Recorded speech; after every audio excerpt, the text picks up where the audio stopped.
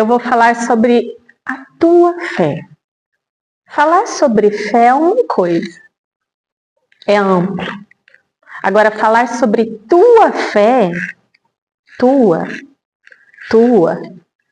minha, né? Falar da fé em termos de responsabilidade é uma coisa muito complexa.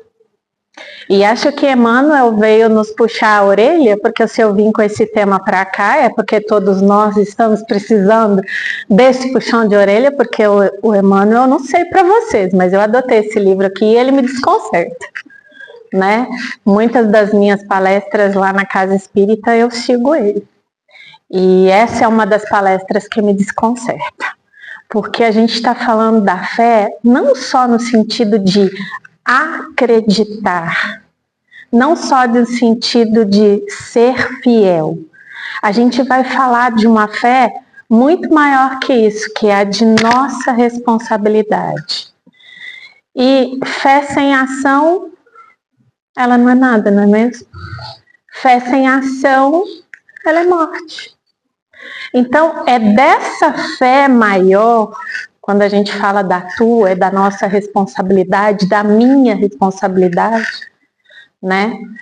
Pensar na fé como algo maior e não algo que é responsabilidade do outro, mas sim da minha reforma íntima, de quem eu sou e do que eu posso fazer para ser melhor com relação à fé.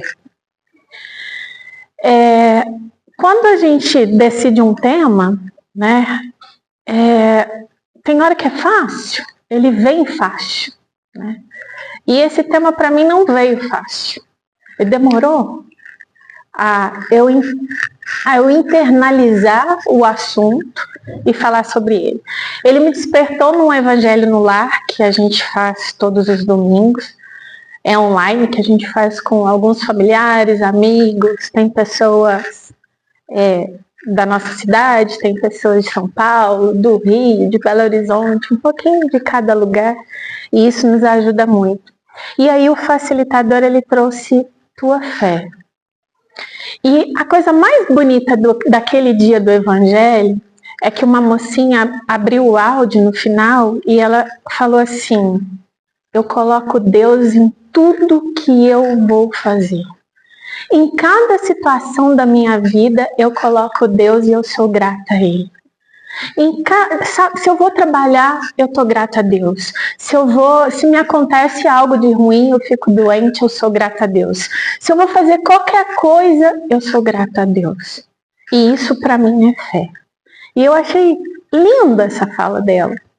Lindo, no sentido assim dela ser uma jovem, né, começando agora na questão do espiritismo, e ela tão perto de Deus, tão próxima a Deus. Porque fé é isso, é esse compromisso com Deus, é eu estar perto, é eu comungar, é eu fazer aquilo que Cristo ensinou.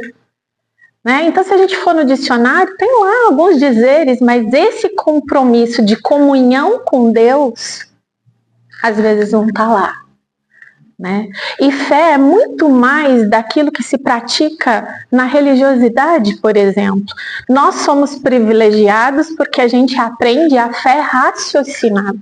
A gente aprende a raciocinar por ela, pensar por ela, ter uma forma de interagir com a doutrina que nos leva a questionar a todo momento.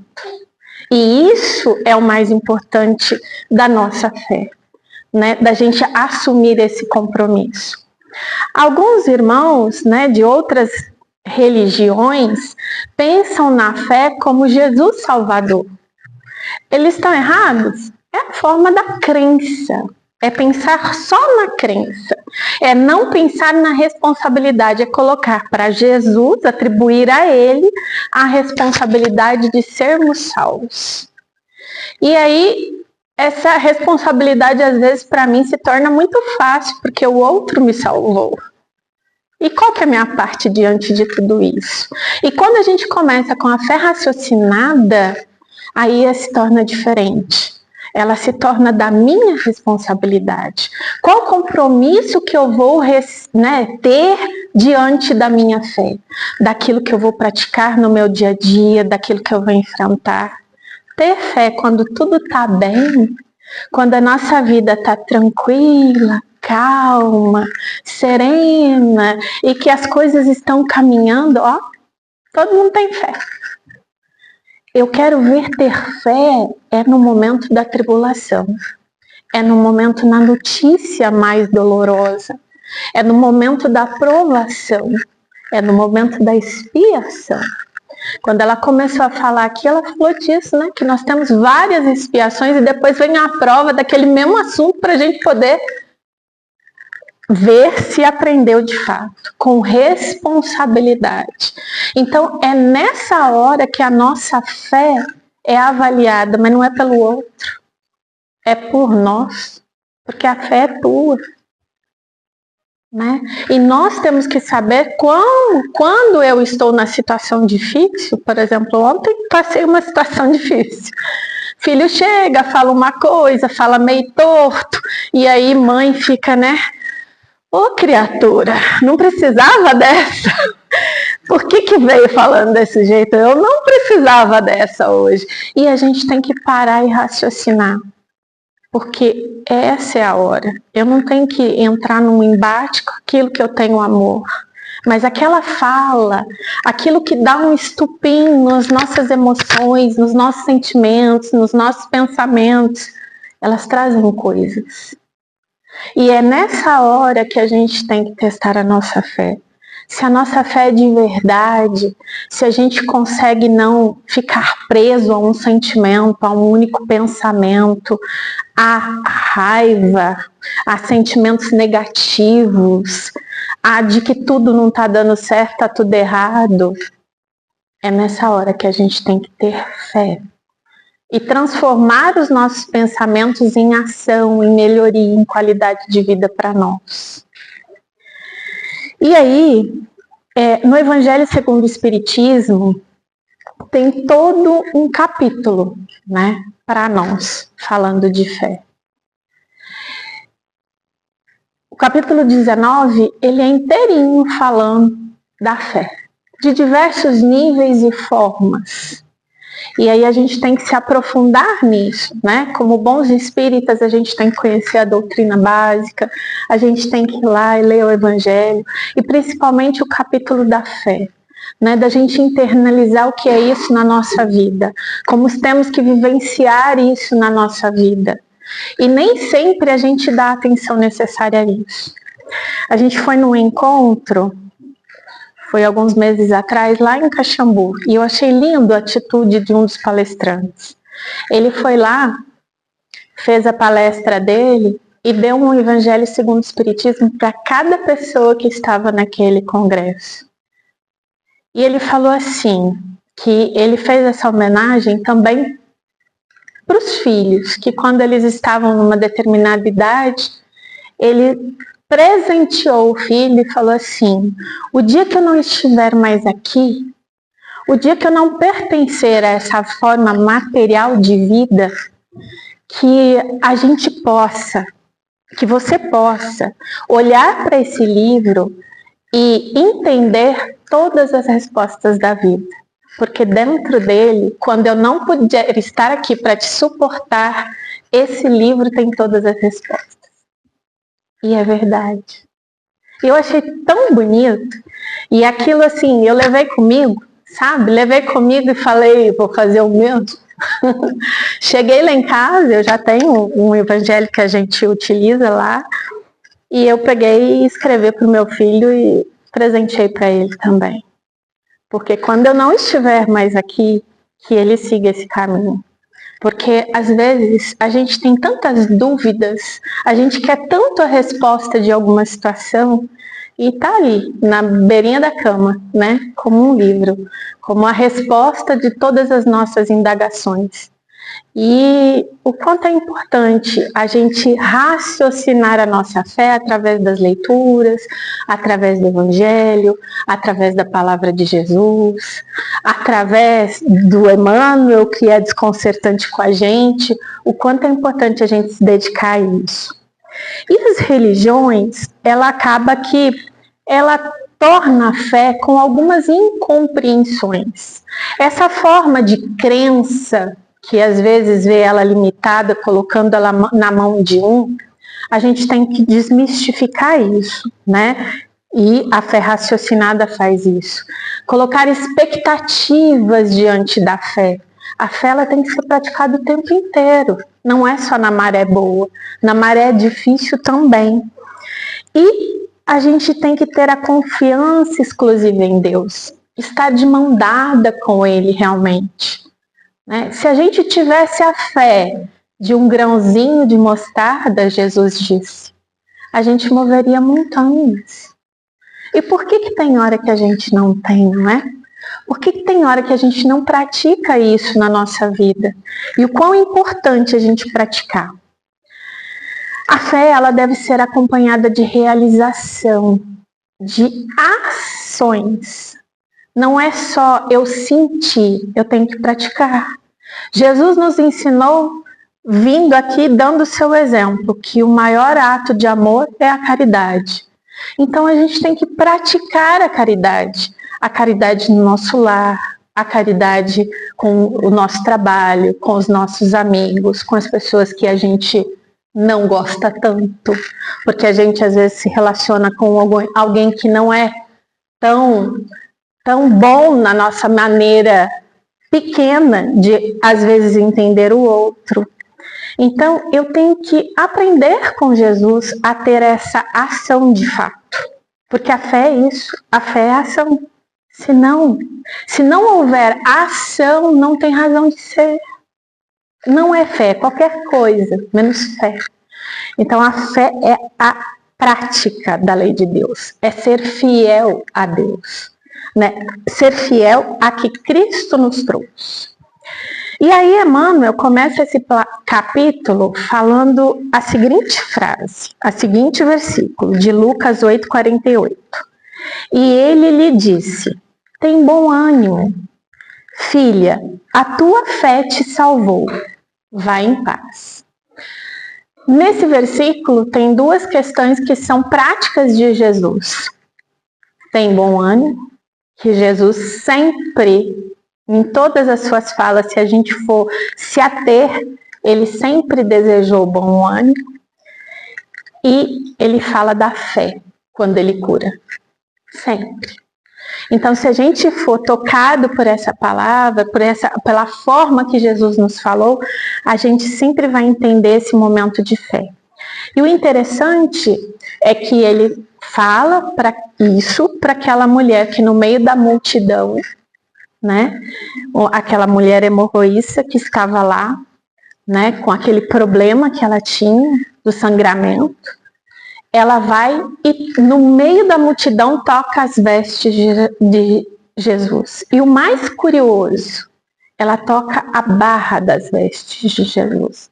E tem todo um significado, porque quando o evangelista escreveu esse momento, parece que ele nos quis dizer da simbologia desse momento. Porque a barra da veste de um homem, de um doutor da lei, de um mestre, a barra da veste, eu não sei se vocês sabem, mas eu achei curioso quando eu estava estudando, que a barra significa meu compromisso com Deus. E quando ela toca nessa barra.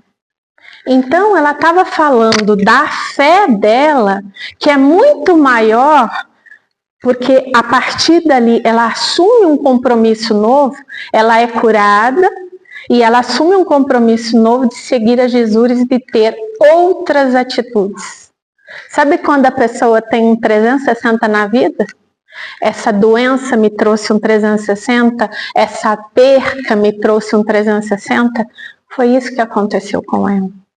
Na hora que ela, né, tocou a veste, ela estava dizendo a Jesus que todas as suas atitudes iam ser tocadas e modificadas.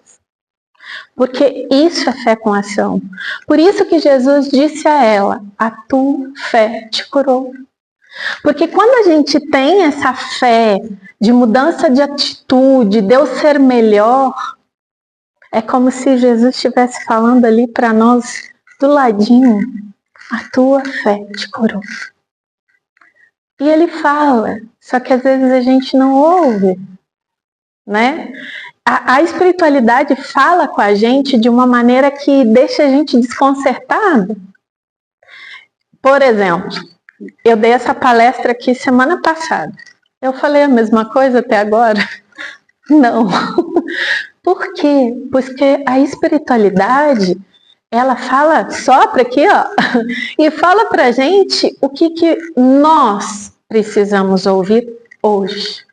Nesse momento, cada um de nós. Então, nesse momento, cada um de nós está ouvindo de Jesus. A tua fé te salvou. Né? E a gente precisa guardar isso no coração. E aí Emmanuel vem explicando a questão da fé. E ele fala assim, ó, no primeiro parágrafo, e é um textinho curtinho, porque ele tem um lado só.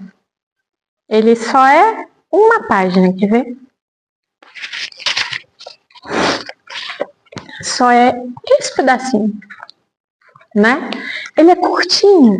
Então ele fala ali: é importante observar que o Divino Mestre, após o benefício dispensado, sempre se reporta ao prodígio da fé, patrimônio sublime daqueles que o procuram.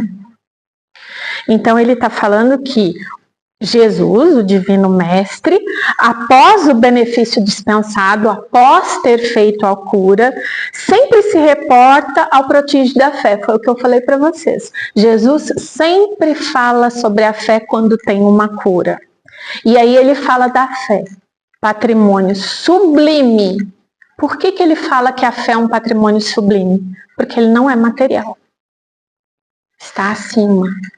A fé não é material. A fé não é deste mundo. A fé não é da terra. Né? Que tenhamos fé em espírito. Porque é essa fé a qual Jesus está se referindo. E daqueles que o procuram. E no livro, o procuram está até em maiúsculo. Quando que a gente coloca maiúsculo? Quando que a gente quer se referir ao próprio. Então, quando procuramos a Deus, a fé pode nos salvar. Mas a gente precisa buscar. Tem hora que a gente tem que ajoelhar e pedir a Deus. Simples assim, né? E o mais interessante é assim, ó, eu vi um vídeo essa semana passada a respeito de oração, que é tudo totalmente relacionado à fé. Um médico, ele é neurologista, ele chama Diego, não vou lembrar o sobrenome, Dr. Diego. E ele fez um estudo com ressonância magnética, aquela que coloca no tubo, né? Com pessoas que, durante ser colocada no tubo, quando ela estava lá dentro, no momento do exame, fez uma ressonância na cabeça dela, que ela estivesse em oração. E fez com grupos que não estivessem em oração. O que ele observou? Que no córtex frontal dessas pessoas irradiava muito sangue ali, circulava muito sangue, ficava cheio de sangue. E isso no nosso organismo, quando o órgão, principalmente o cérebro, está cheio de sangue naquela região, é que ele está sendo utilizado de maneira adequada. Né? E isso é muito bom para o organismo. E essa região pré-frontal do nosso cérebro, ela é responsável pelo planejamento que a gente faz das coisas, ela é responsável por a gente decidir. Ou seja, o que ele mostrou? Que com orações, com a prática, porque queira ou não, estar em oração é colocar a prática da fé. Se eu faço isso, eu consigo decidir as coisas melhores para a minha vida. Simples assim.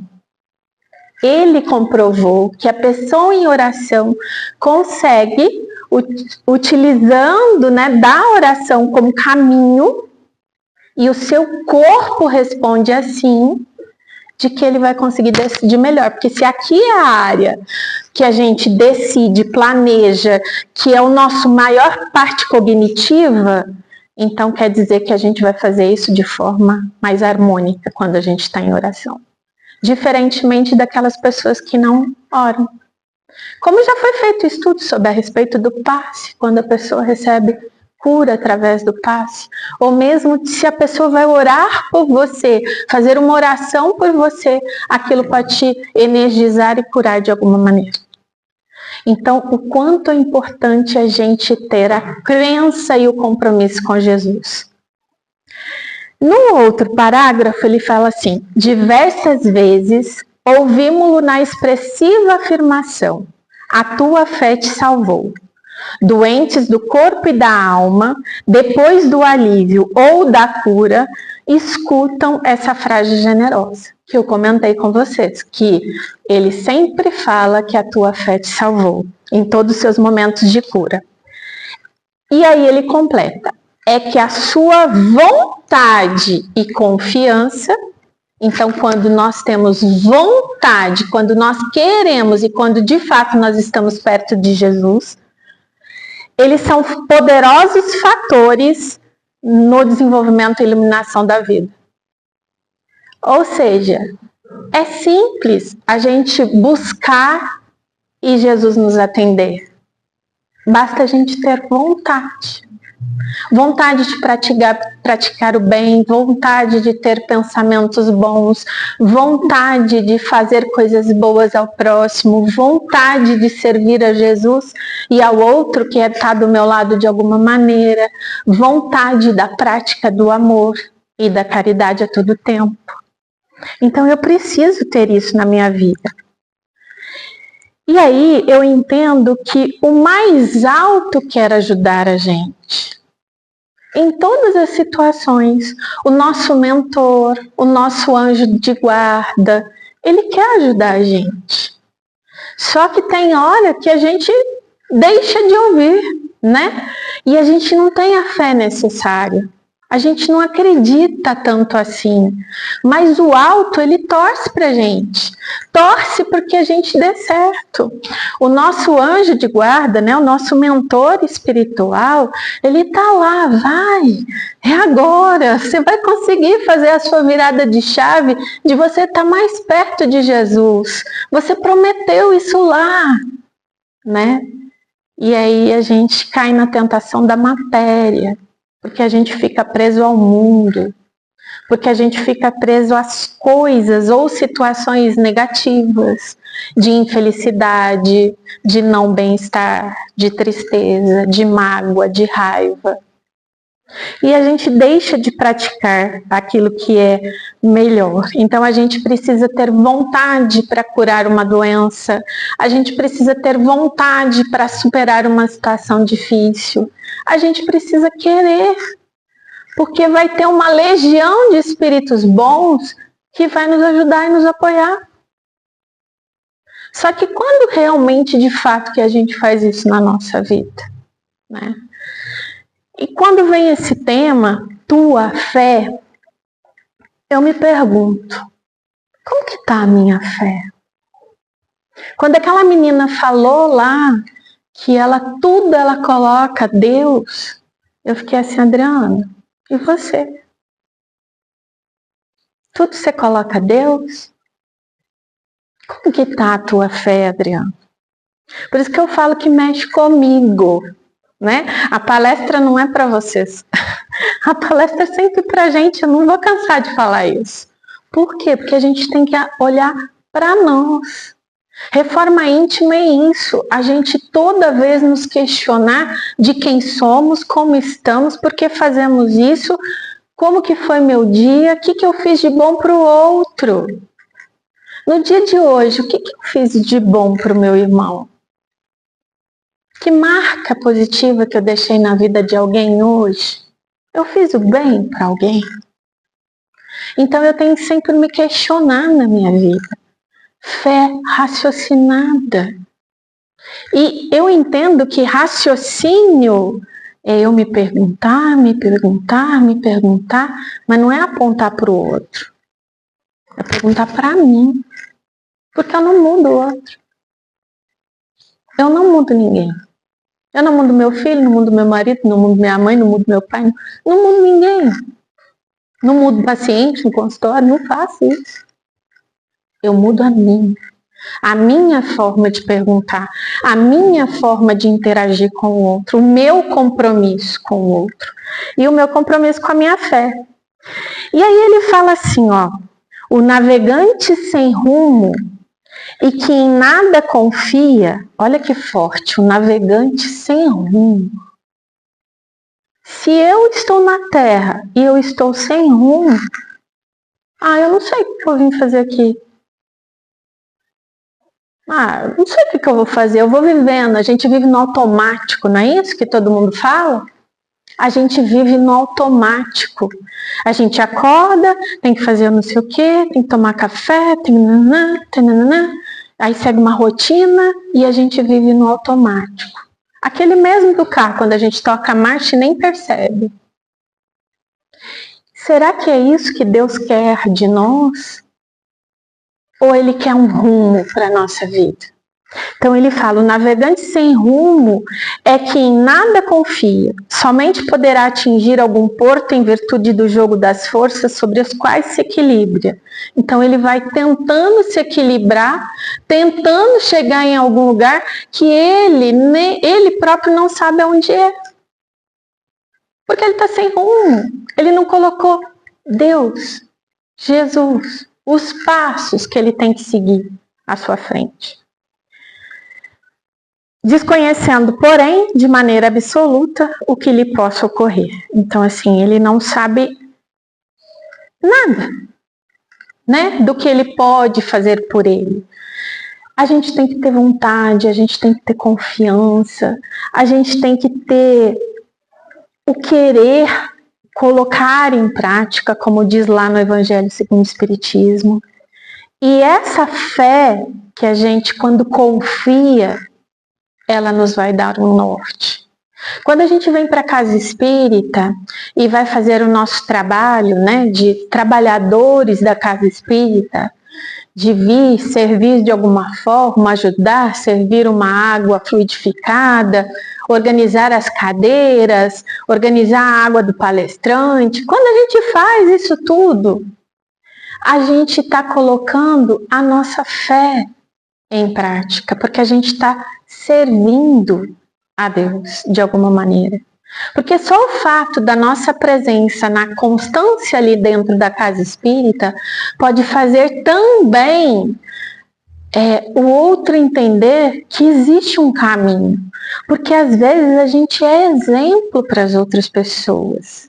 A gente se faz presente ali todos os dias, aí o outro fica curioso, vai lá e fala assim, ué, mas o Kardec está todo dia ali na casa espírita, o que está fazendo?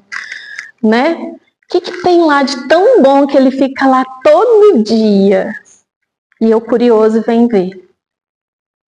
Certo? E aí a gente está trazendo almas que às vezes elas se dispersam.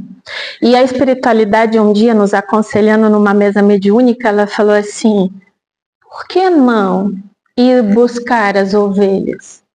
Porque Jesus disse, né, que nenhuma ovelha se perderá. Por que não? Vai atrás daqueles perdidos. Por que não? Talvez eles se tornem trabalhadores novamente. Sem a fé, a gente fica escravo das nossas próprias experiências. E se as experiências não são felizes, porque a felicidade, no meu ponto de vista hoje, é estar perto de Deus, de Jesus. É tentar viver essa prática diariamente. Não é as coisas externas, é a fé e Jesus aqui dentro.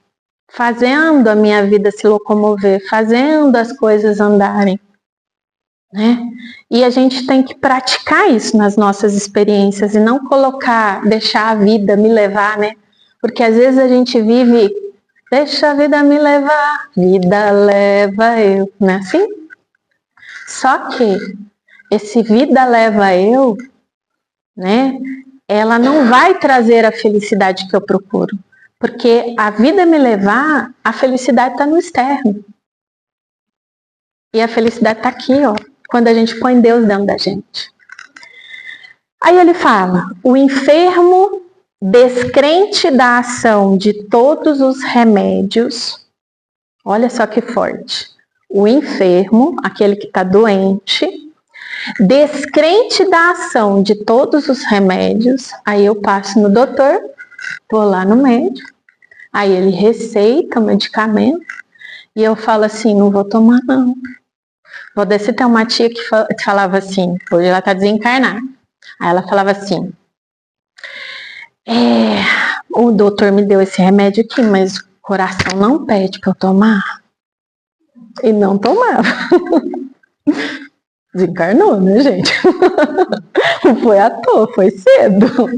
Porque toda vez que o médico dava um remédio novo para ela, o coração não pedia para tomar. Então, assim, ó, a fé é muito parecida com isso. O remédio está lá, né? A água doce de Deus está lá. E aí o que a gente faz? Deixa, amanhã eu vou, né? Como diz os bons espíritas, a gente vai melhorar, quem sabe eu melhoro na próxima. Eu já fiz um monte de coisa agora, na próxima eu venho e faço a minha parte. Será? E como será que vai ser a prova? Ou a expiação, né? É o primeiro a trabalhar contra a sua própria segurança. O homem que se mostra desalentado em todas as coisas não deverá aguardar a cooperação útil de alguma coisa?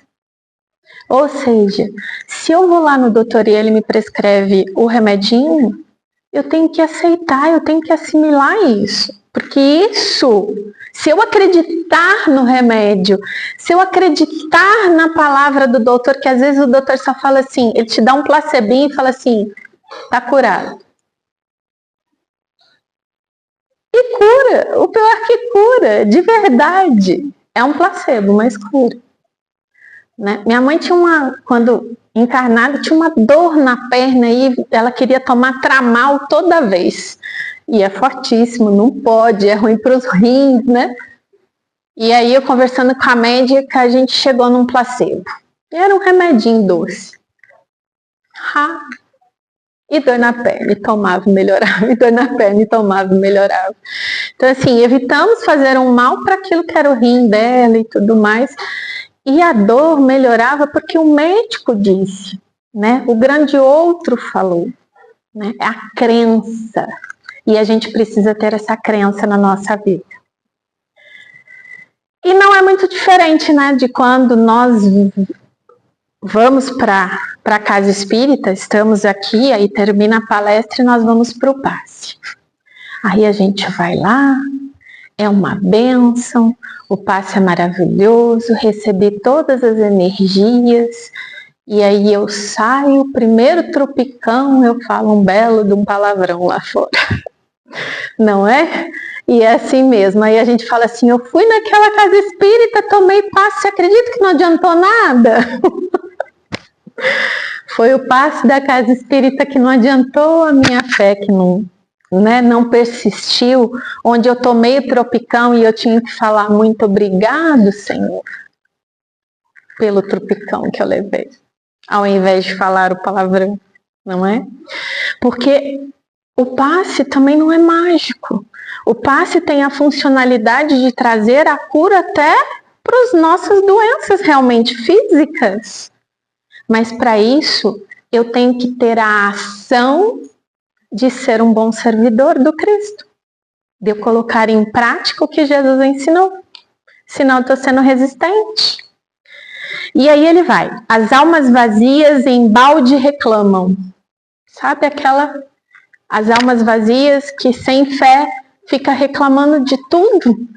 A vida tá ruim, o salário que eu ganho é ruim, a forma que eu penso é ruim, meu marido é ruim, a minha vida tá ruim, tudo tá ruim. Reclamar duas vezes. Se eu tô reclamando e insistindo na reclamação, eu tô fazendo com que aquela coisa fique ruim na minha vida. Porque eu tô reforçando ela diversas vezes. E aí fala, as negações em que perambulam transformam-nas perante a vida em zonas de amortecimento, quais isoladores em eletricidade. Então, quando eu nego a Jesus, quando eu nego a minha fé, eu estou igual fita isolante. Passou, não vai passar eletricidade. Não vou passar coisas boas para as outras pessoas.